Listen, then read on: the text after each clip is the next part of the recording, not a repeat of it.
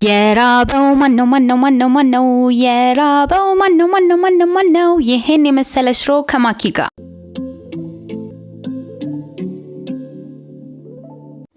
እንኳን ወደ ዩቲዩብ ቻናሌ በሰላም መጣችሁ። ዛሬ ደግሞ ቀለል ያለች ችክን ያለች እንደዚህ የምታምር የመጥበሻ ሽሮ አብረን እንሰራለን። በመጀመሪያ ሽንኩርታችንን አጥበልጠን ቆንጆ አድርገን እንከትፋለን። በቀጣይ ደግሞ ቲማቲማችንን አብረን እንልጥና ቆንጆ አድርገን ደቀቅ አድርገን እንከትፋለን። እኔ በዛ ያለ ቲማቲም ስለምወድ ነው ሽሮ ላይ። እናንተ መጠኑን መለከታችሁ በራሳችሁ እንትን ማለት ትችላላችሁ። ከዛ መጥበሻችንን እንዲህ ባለ መልኩ እንጥዳለን። የጣድነው መጥበሻችን ላይ ሽንኩርታችንንና ቲማቲማችንን እንገለበጣለን ማለት ነው አንድ ላይ። በዚህ ባለ መልኩ ቆንጆ አድርገን ከከተፍነው በኋላ እንደዚህ መጥበሳችን ላይ እንጨምራለን ማለት ነው ቲማቲማችንና ሽንኩርታችንን። ሽንኩርትና ቲማቲማችን እንዲህ ባለ መልኩ ከገለበጥን በኋላ በደንብ እንዲበስልልን እያማሰልነው ሁለቱም እኩል እንዲበስሉልን እናደርጋለን። ከጎን ደግሞ እሱን እያማሰልን ነጭ ሽንኩርት እንልጣለን ማለት ነው። እዚህ ጋር ትንሽ ከተቆላላልን በኋላ ዘይት እንጨምራለን በመጠኑ እናንተ ቤት ያው በምትጠቀሙት የዘይት መጠን አይነት እናንተ ጋር መጠቀም ትችላላችሁ። እኔ ያው በቤቴ ባለኝ በመጠኑ ዘይቱን እንጨምራለሁ። የመጥበሻ ሽሮ ከስራ ስትመጡ ቶሎ የሚደርስ ነገር ነው። ቀላል ነገር ቶሎ ሲርባችሁ ቶሎ ደክ አድርጋችሁ የምትበሏት ነገር ናትና እዚህ ጋር ውሃ እየጨመርን ነው። ትንሽ በደንብ ከተቆላላልን በኋላ ውሃችንን ጨምረናል። ምክንያቱም ሽሮውን ስንጨምር እንትን እንዳይልብን በጣም እንዳይደርቅብን ማለት ነው። ስለዚህ እዚህ ጋር ትንሽ ውሃ ጨምረናል።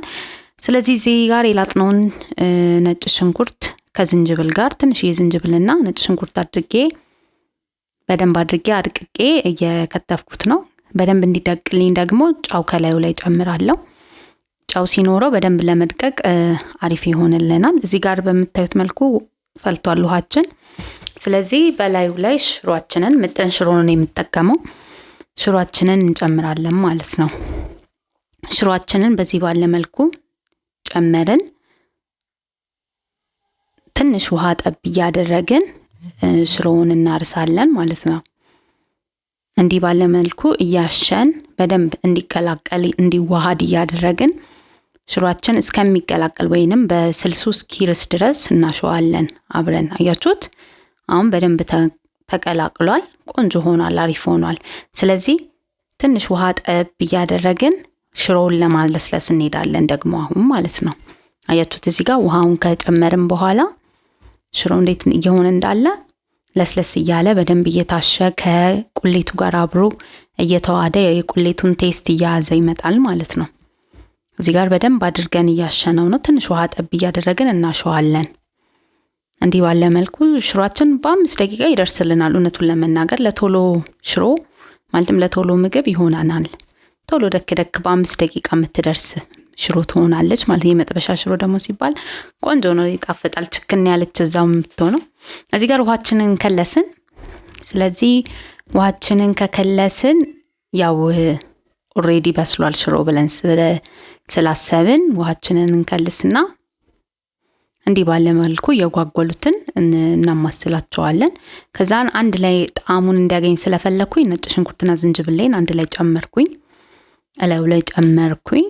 ከዛን አዋሃድኩት ማለት ነው፣ ወይንም እያማሰልኩት ነው አሁን ያለውበት።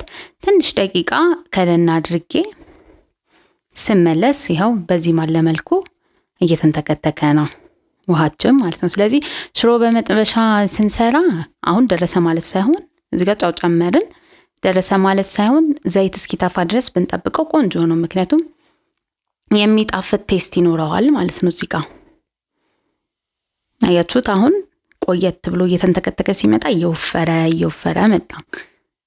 አያችሁት እንዴት ከለሩ እንደሚያምር? ቆንጆ ሆኖ እንደዚህ እየተንፈቀፈቀ እየበሰለ ነው። ይህን የመሰለ ሽሮ በ5 ደቂቃ ማድረስ እንችላለን ማለት ነው ባለን ነገር። ነጭ ሽንኩርት ተጠቀምን፣ ዝንጅብል ተጠቀምን፣